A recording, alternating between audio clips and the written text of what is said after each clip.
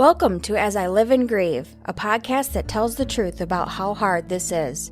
We're glad you joined us today. We know how hard it is to lose someone you love and how well-intentioned friends and family try so hard to comfort us. We created this podcast to provide you with comfort, knowledge, and support. We are grief advocates, not professionals, not licensed therapists. We are you. Hi everyone, and welcome back again today to As I Live and Grieve. I know I tell you this every week, but this week I mean it probably more than ever. I am so excited about our guest today. With us today is Dr. Mary Frances O'Connor, and I'm going to let her give a bit of her background before we go too far. So welcome, Mary Frances, and thanks so much for coming today. Oh, thank you for having me, Kathy. It's such a delight to be here. As you said, I'm a professor at the University of Arizona, and I run the Grief, Loss, and Social Stress Lab. So we really study what happens in the brain and the body when someone has experienced the death of a loved one, and a few other loss type situations as well. And I'm trained originally as a clinical psychologist and also as a neuroscientist. And I hate to say it, but it's been over 20 years now I've been doing this work. Well, that's great. Everyone who listens to us week after week knows that two of my best friends are Amazon and Google. And I believe it was my good friend Amazon that all of a sudden popped up one day a recommended book, and it's yours. And I know it's just been released. It has just hit the shelves. When I went to our local Barnes & Noble to buy a copy of it, they said, "Oh, this just came out." And I said, "Yes, and it's a good thing you have a copy of it." Now, this is, of course, when you read the title, The Grieving Brain, and you see the background of the author who is with us, then you think, uh-oh, scientific book. Is it going to read like a textbook? And I probably shouldn't even consider this. Well, let me tell you something. Hang on, because I had so many aha moments as I just leafed through the book that I cannot wait to go back and dig in. So let's just kind of show you through our discussion. Now, when we lose a loved one of the thoughts that goes through our minds is disbelief. You know what happened. Maybe you were there. You see it. You feel their absence. But you just can't really believe this happened to you. You search for proof that they still are here, that they remain. You look for signs that they're coming back shortly. Maybe that garage door is going to open, as you mentioned. Why is it so hard for us to understand that they're really gone forever? I think something that's surprising about the brain is that it actually can rely on several different streams of information at the same time, even when those streams of information don't agree with each other. And so just exactly as you said, if we think about memory, then the brain is very good at encoding memories of what we've experienced. Could have been that phone call to say that someone you loved has died, or going to a funeral. And so being there, making memories of standing around and getting hugs. Memory is one part of what we rely on in the brain to make sense of our world. But the brain also has another aspect, which is when an attachment bond is formed, when we fall in love with our one and only, whether that's our spouse or child, there is a belief that comes along with that bond encoded in our brain, which is they will be there for me and I will be there for them. And that belief is different information than the memory. And so initially, those two types of information, those two information streams can conflict. And it's very difficult for the brain to work out how to predict exactly what's happening. Yeah, in your first chapter, you mentioned, and I'm not going to give it all away because people are just going to have to buy the book. Or go to their library if your library is lucky enough to have a copy. Page 3, I'm telling everybody, because I know people are out there just like me. One of the things that helped me start to move forward shortly after my husband died was learning more about grief, what it is, how it affected me. As I started to kind of educate myself on that, I started to move. Yeah. And it's books like this. So page 3, a little anecdote, if you will, about the dining room table. That was my very first aha moment. Again, page 3. So, pretty much everybody's first knowledge of grief is the Kubler-Ross theory. And it's pretty much the first theory of grief that everybody recognizes. But you discussed the dual process model. Would you summarize that for our listeners? It's extremely helpful, and I was better able to understand the fluctuation of moods and emotions during my grief journey. Yeah, I think, Elizabeth Kubler-Ross's model, she wrote about it for the general public in 1969. And I think the public really appreciated getting to understand from the interviews she had done with people who were grieving. But the things that she was telling us, while they are true, people feel anger and they feel depression and so forth. It's not that those are linear stages as though you finish up with one and then you move to the next Right. one. So the dual process model was really in part a reaction to that and was developed by some wonderful researchers in the Netherlands. And what it focuses on is the idea that really a bereaved person, they face two different kinds of stressors. On the one hand, there's what we might call the loss stressors. And this is typically what we think of as grief, the, overwhelming emotions that just flood you and all those intrusive thoughts you can't get out of your head and things we think of as grief. But they very wisely pointed out there's another set of stressors that bereaved people have to deal with, and they call these the restoration stressors. So I think of this as, how am I going to restore a meaningful life now that I'm bringing the absence of this person along with me? So if I was planning to retire with this person and we had plans for traveling and so forth, what on earth does my future look like now? And even simpler things like, how am I going to do the grocery shopping if I'm not buying food for 2 people? Or how am I going to talk to my son about, things his father would have talked to him about? So those sort of restoration stressors are also something that bereaved people are dealing with. But as you say, the genius of the model, I think, is that they talked about the fact that people oscillate back and forth between these two aspects of what they're coping with. And that to me really, really strikes the experience that people have, in addition to moments where you're just also leading everyday normal life. Right. Yeah, it made tons of sense. Mm-hmm. In the book, you also distinguish the difference between grief and grieving. Could you help us to better understand that difference? I have also found this to be very useful. So grief is, as I said, that moment that knocks you off your feet. We often call these pangs of grief, right? Because they're somewhat time limited. And that's what we're trying to capture with the word grief. Grieving, on the other hand, is the way that grief changes over time without ever really going away. And I think the example that might be most useful for this is, when you first go through those waves of grief, you think, I'm not even going to get through this moment, right? Mm-hmm. This is unbearable. Mm-hmm. And so over time, it isn't that you won't have those waves of grief, but your way of relating to them changes. So, for example, you may feel like, I really hate this wave that's hitting me right now, but it's familiar, right? And that is a change where you come to carry it with you and you get to know it and how to manage it, how it fits in your life today. Mm-hmm. Makes perfect sense. I'm telling you, aha moments. There are a lot of them. And you also have a way in your writing that in the beginning of the chapter, you talk about the concept and everything in a way that I was easily able to understand it and relate it to something I have experienced, I think, in almost every chapter. You do then go on to a more scientific explanation and talk about studies and everything. And that's what I have to go back for the second reading for.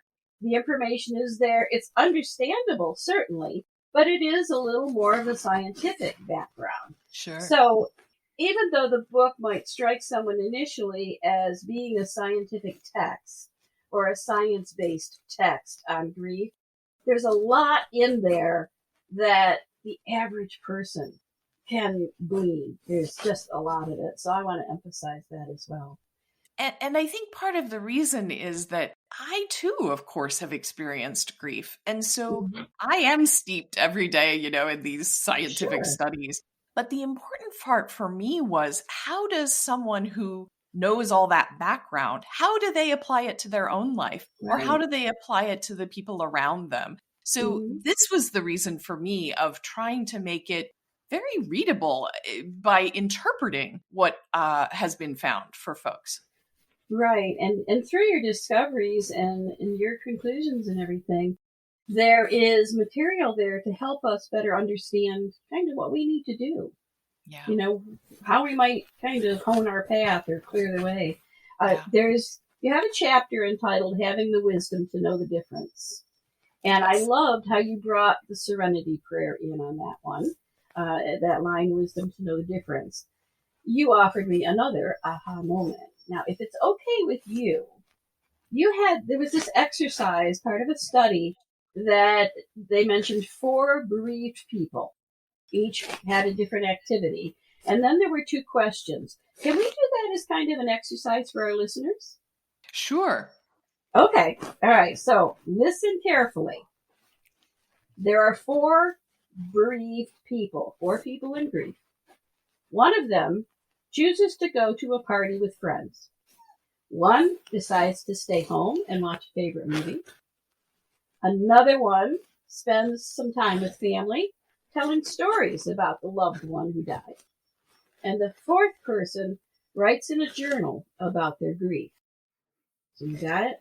One goes to a party, one stays home to watch a movie, another tells stories and goes over memories with family, and the 4th is journaling. 2 questions were asked in this study. Which of these people would you be most interested in meeting? And the second question is, which one do you think is most like you?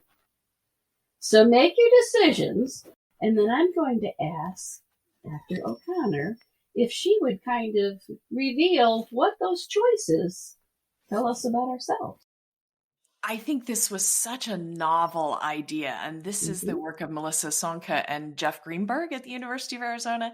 And what I think is so interesting about this study is that people often assume that going to a party is not appropriate, right? Right. Either because they think, well, I wouldn't go to a party because I'm not going to have a good time, right? Because I'm grieving.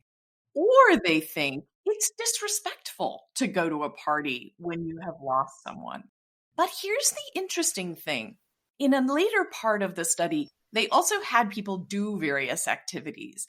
And it turns out we're not actually very good predictors of how we're going to feel. And it turns out that while we may predict that we're not going to enjoy going to do something that's pleasant, or even staying home and doing something entertaining, like watching a movie, in fact, those things are often activities that make us feel safe, they make us feel connected, and those things help us as we're processing our grief. We can't be in grief all of the time. It's exhausting for our mind and for our body. And so taking some breaks is really important. And I would say, even if you aren't completely enjoying being at the party, it is a way to support the important parts of life. So just like you may be having trouble sleeping, but it's still really important to keep a regular sleep cycle so that by the time your sleep improves, you're still in the habit of keeping good sleep. In a similar way, it's an important habit to spend time with your friends and to do things that are enjoyable, even if you don't enjoy them in that moment, because someday you will, and you don't want to lose the habit of going out and doing those things. Yeah. Yeah, in that chapter, it goes on to talk about positive and negative emotions and how even the things, as she says, that we don't want to do, we're grieving. Everybody knows we're grieving, so we cannot do anything. Can't laugh. Right. We laugh on this podcast for a very good reason. That's right. And it feels good when we laugh. Yeah. A lot of times those events will help some of the sadness go away, even temporarily, Yeah. which is healthier for you. Get rid of that sadness, even for a few moments. And then the others are more rebuilding. Yeah, Restoration. exactly. So that kind of speaks to that loss That's right. versus restoration dual process model.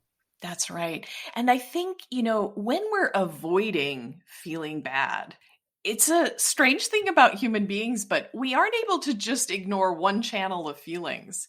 So if you're avoiding negative feelings, you're not feeling positive things either, right? You're just not feeling much. Mm-hmm. And so to allow yourself to open up to any set of feelings that is true for you is an important part of really understanding, what does it mean to be in the world now? What is my life actually like?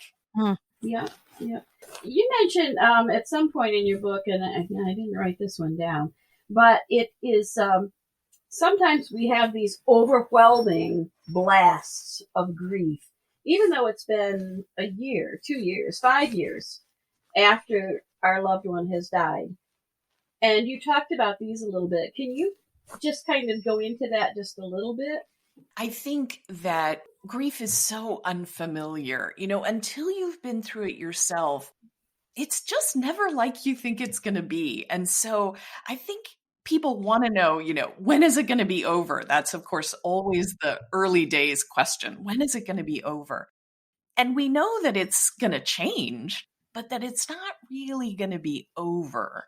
And so I think if we are expecting to not have waves of grief in the future, then when they happen, we might think we've done something wrong or that we're not normal, right? Because we should be over it by now. Right.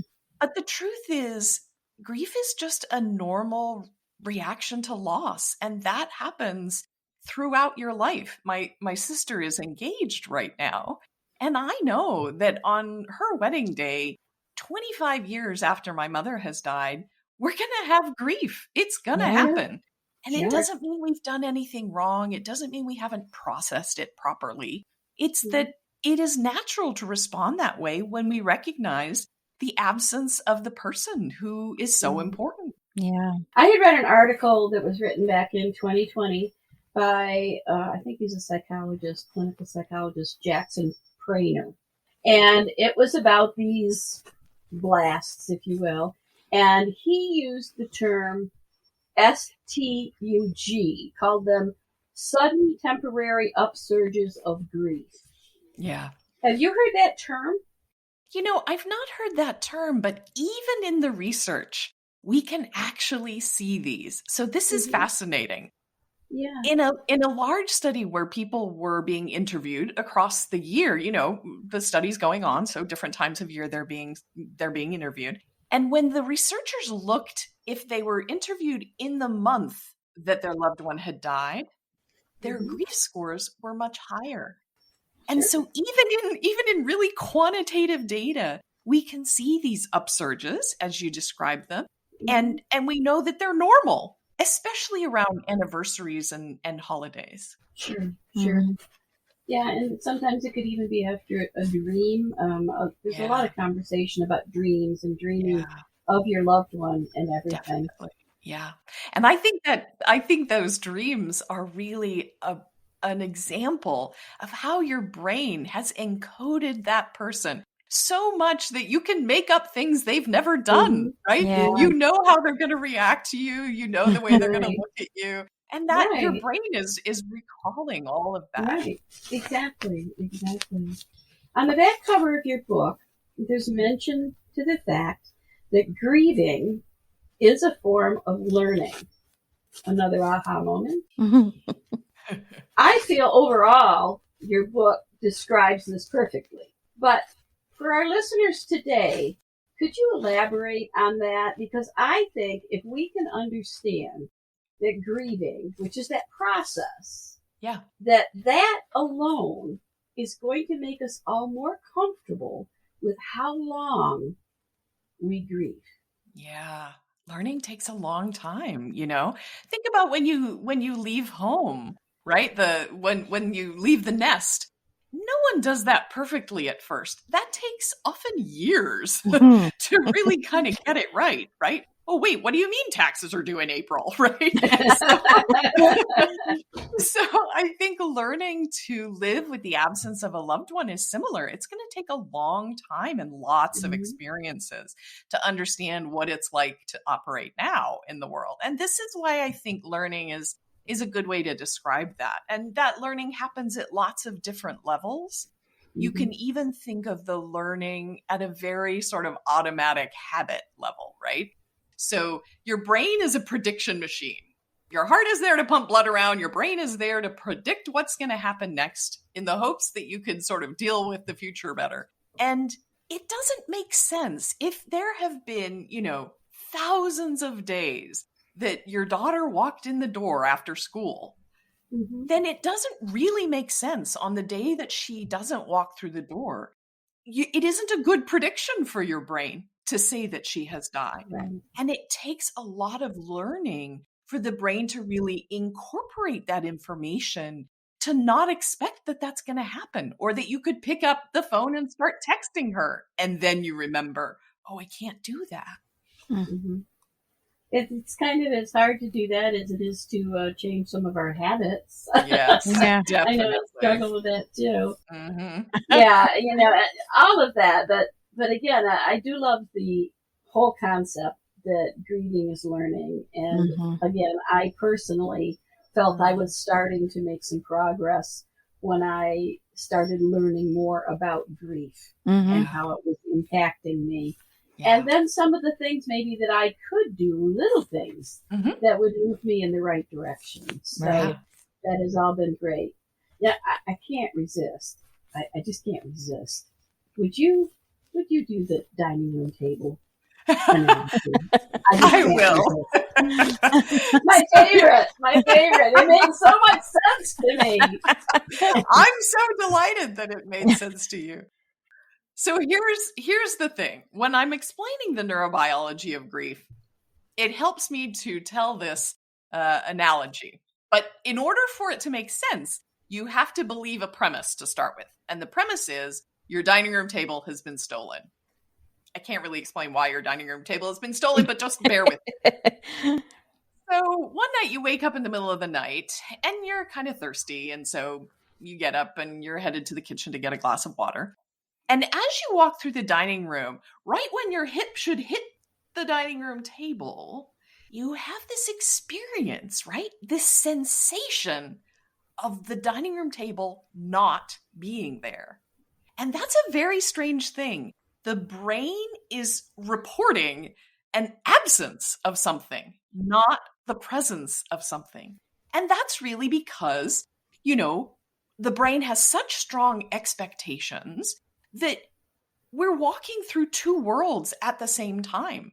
The brain has a map of how it's all going to work. And that's why you can walk through your house when it's practically dark to get a glass of water, because the brain just sends you through the virtual world of where you should go, and then notices when that virtual world and the real world don't match up. And that's when you get the sensation. So the analogy is, no one really can expect their loved one to die either. But the absence of that person is going to be present, is going to be something your brain is reporting back over and over and over again for a long time. And in a small way, sort of forever. So that is part of why I think that understanding maybe the way the brain works can kind of give us an insight into experiences we might think are really crazy when they're really not. Mm-hmm. That's fantastic. I just love that. I can't tell you now, just between yesterday and today, I probably have told no less than 5 people Wow. about that. That's how much it has struck me and left an impression on me, because I know what that feels like. And it makes sense. Home in the dark, and it makes perfect sense. Yeah. And that whole concept about how your brain walks you through a dark home, it's the same thing. Yeah. You talk about your brain being a predictor. So, again, I have to say, everything in your book is helpful. Oh. So I strongly encourage, and I'm always recommending books. I'm an avid reader, and I always purchase and read the book of any guest we have, any guest author we have. But very quickly, my list changes as far as favorites. And I have to say, you're right in the top 3 right now. Because again, it gives scientific basis to what is going on for me personally. Yeah. And it gives me things I can hold on to. Yeah. And explain what's going on in my life. That's right. I strongly encourage others to consider it and look at it. Yeah, it's not a typical advice book. I just don't think advice works very well. Right. But I think if I can put into people's hands what we know about how it works, how grief is working in the brain, then they can apply that to their own experiences. Yeah. Exactly. I may be an expert on, quote, expert on grief, but you're an expert on your grief. And so you're going to apply it in different ways. Right. Exactly. And an aha moment that I had, someone else may not have. Exactly. But there might be another section of the book that really speaks to them. Yeah. So it's just an opportunity for personal growth in my mind and helping you better understand. So sadly, our time goes by so quickly when we're talking to people. But before we wrap up, I want to offer you a moment to speak directly to our listeners without Stephanie and I interrupting with questions or comments. And just tell them about your book, where they can get your book, anything you want our listeners to hear from you. That's a tall order. Okay. I think if there was something I wanted to say to people, it's that you're going to have this experience and it's going to be unique to you, right? It's going to be as unique as the love you felt for this person. And that may incorporate all sorts of things, including feeling relief or feeling guilt or feeling regret or feeling panic, right? It's okay. It's okay, whatever you feel. You can decide how to deal with it, but go ahead and feel what you feel and then decide how you're going to act after that and move forward to restoring the meaningful life you're already living. Great words. Thank you so much. Thank you. I want to thank you again so much, not only for being here with us today, but also for the book. I have an idea this book may quickly become dog-eared because I know I'm going to go back to it again and again and again to make sure that I understand all of those scientific pieces. Yeah. And again, I cannot tell you how many times the story of the dining room table may be repeated in my community, but I guarantee there are many others that are going to hear it and it's going to make sense to them at all. So again, thank you so much. To our listeners, thank you again for tuning in. We really, really appreciate the fact that you download our podcast and give a listen. And we appreciate reviews, comments, and all of that. This is no different than any other session. We're going to remind you all to take care of yourselves because self-care is probably one of the most important things you can do while you're on your grief journey. And we hope that you'll all join us again next week as we all continue to live in grief. Thank you so much for listening with us today. Do you have a topic that you'd like us to cover, or do you have a question from one of our episodes? Please email us at info@asiliveinGrieve.com and let us know. We hope you will find a moment to leave a review, send an email, and share with others. Join us next time as we continue to live and grieve together.